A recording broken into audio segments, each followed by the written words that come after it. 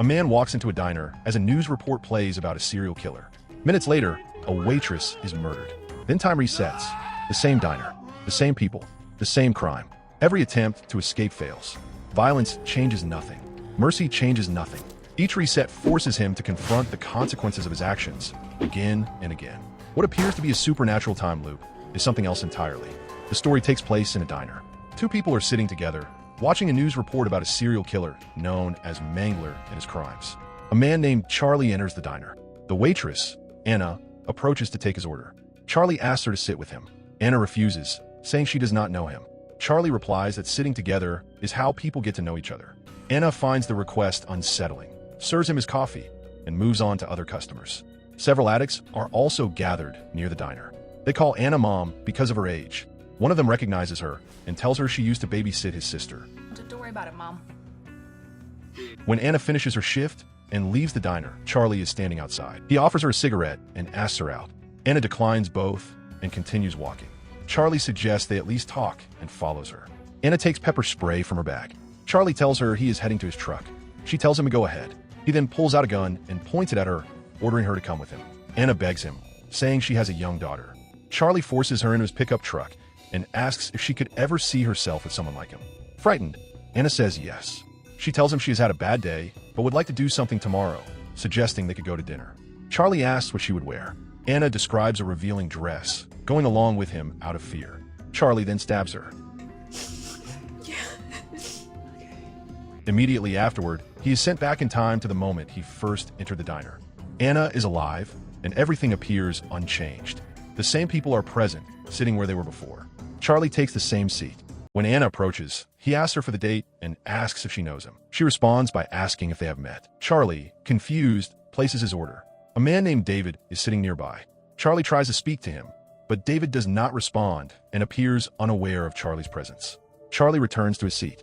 When Anna finishes her shift and leaves the diner, the same interaction repeats. Charlie follows her outside again. She tells him to go ahead. He pulls out the gun again. Anna tells him she has a daughter. This time, Charlie says he already knows. He takes her to his truck and kills her.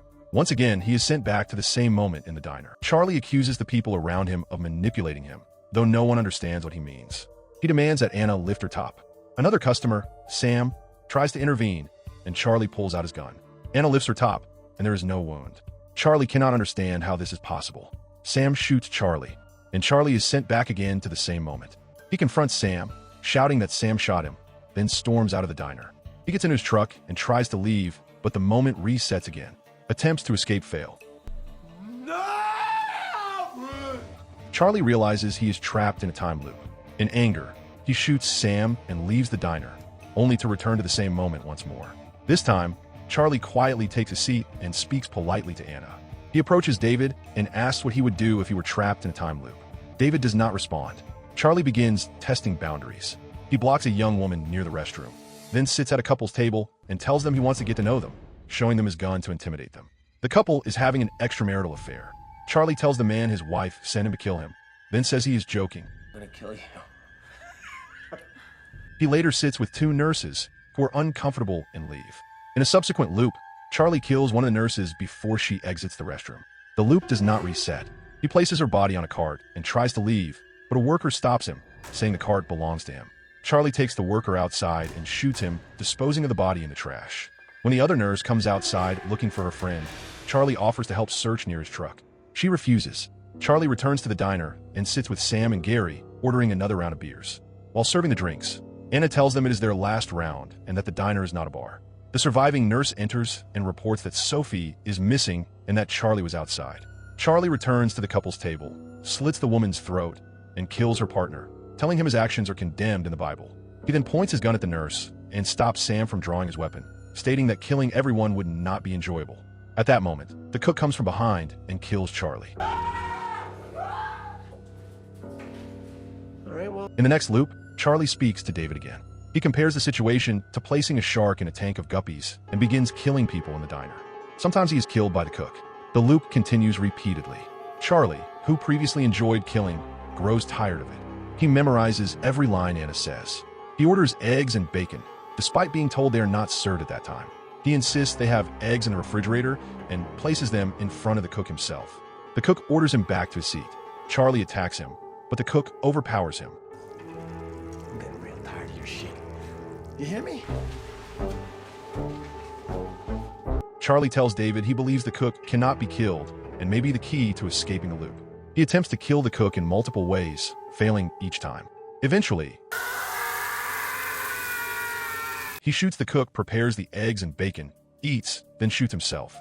The loop restarts. This time, Charlie notices an old man sitting in the diner. When Charlie yells, the man disappears. Charlie becomes overwhelmed and begins to cry. Anna calls the police. Charlie is removed, and the loop restarts again. Charlie breaks down in front of David. David speaks for the first time, criticizing Charlie and referencing serial killers such as Ted Bundy, Jeffrey Dahmer, and Ed Gein. He asks what Charlie's father would have done. Charlie angrily tells him not to mention his father and asks what he is supposed to do. David tells him he will have to see.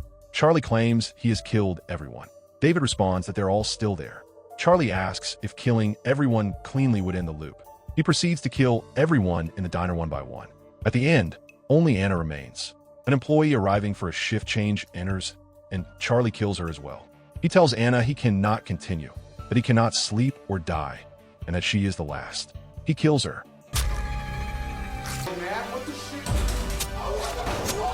The loop resets again. Charlie leaves the diner, unable to find a way out. He sits in his truck and cries. In the next loop, a priest is sitting in the diner. Charlie joins him. The priest asks what Charlie has learned. Charlie says he wants to go home. The priest asks why he is there. When Charlie says he does not know, the priest tells him that he does.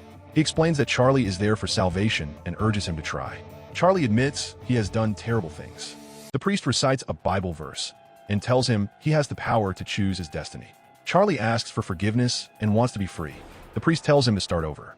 In the next loop, Charlie behaves differently. He changes seats and stops the addicts outside before they enter, threatening them with his gun and telling them the diner is closed.